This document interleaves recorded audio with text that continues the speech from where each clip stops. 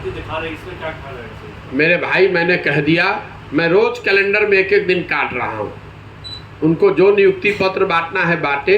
वो अगर जाली नियुक्ति पत्र भी बांटना शुरू कर दें तब भी 10 लाख सरकारी नौकरी का नियुक्ति पत्र नहीं बांट सकते हैं। मेरा विश्वास है। ये झूठ बोल रहे हैं ये लोग, क्योंकि उनके पास ना कोई योजना है, ना कोई उन्होंने इसको सोचा। गांधी मैदान में खड़े हुए घोषणा कर दी। इसीलिए मैं पूरे विश्वास से कह रहा हूं कि अगर 10 लाख लोगों को सरकारी नियुक्ति पत्र दे दिया जाए, सरकारी नौकरी लग जाए, तो मुझे कोई जरूरत नहीं है बिहार में राजनीति करने की या इस तरह का प्रयास करने की। मेरे पास काम करने के लिए पूरा हिंदुस्तान पड़ा हुआ है। आप अगर 10 लाख लोगों को सरकारी नौकरी देने का मतलब ये है कि बिहार की कई और व्यवस्थाएं बहुत अच्छी हो जाएंगी, तभी तो आप नौकरी दे पाइएगा। पैसे लाइएगा कहां से? 40-50 हजार करोड़ रुपया अलग से चाहिए, कहां से लाइएगा पैसे?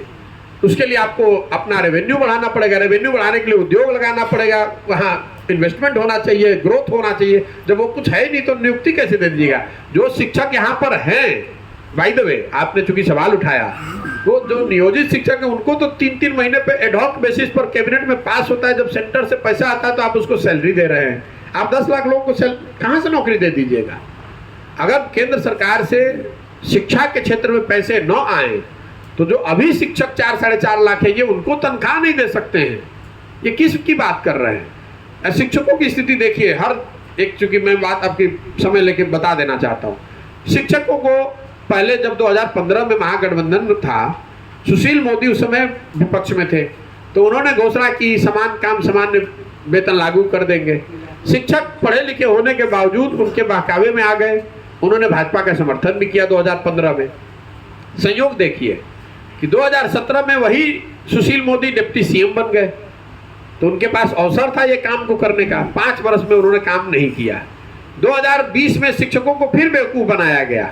इस बार तेजस्वी यादव ने कह दिया कि मैं आऊंगा तो शिक्षकों को समान काम समान वेतन लागू कर दूंगा। तो जब शिक्षक मेरे पास आ रहे हैं तो मैं उनको बता रहा हूं कि भैया अब तो तेजस्वी जी की ही सरकार है, उन्हीं के दल का आदमी शिक्षा मंत्री है, तो आप इसको अब लागू करा लीजिए। ये देखिए, बिहार में नेताओं की आदत हो गई है कि कुछ भी बोलिए और बोल के निकल लीजिए। आपको मालूम है कि चुनाव जब होगा, वोट होगा, तो लोग इन बातों को भूल के वोट तो एक ही चीज पर होगा, जात पर, धर्म पर, या इस बात पर होगा कि कौन भाजपा को लाना चाहता है, कौन भाजपा को रोकना चाहता है और कौन लालू जी को रोकना चाहता है। जब तक बिहार की जो बदहाली है उसके मूल में, उसके जड़ में बात यह है कि जो जनप्रतिनिधि है उसके मन से ये डर खत्म हो गया है कि वो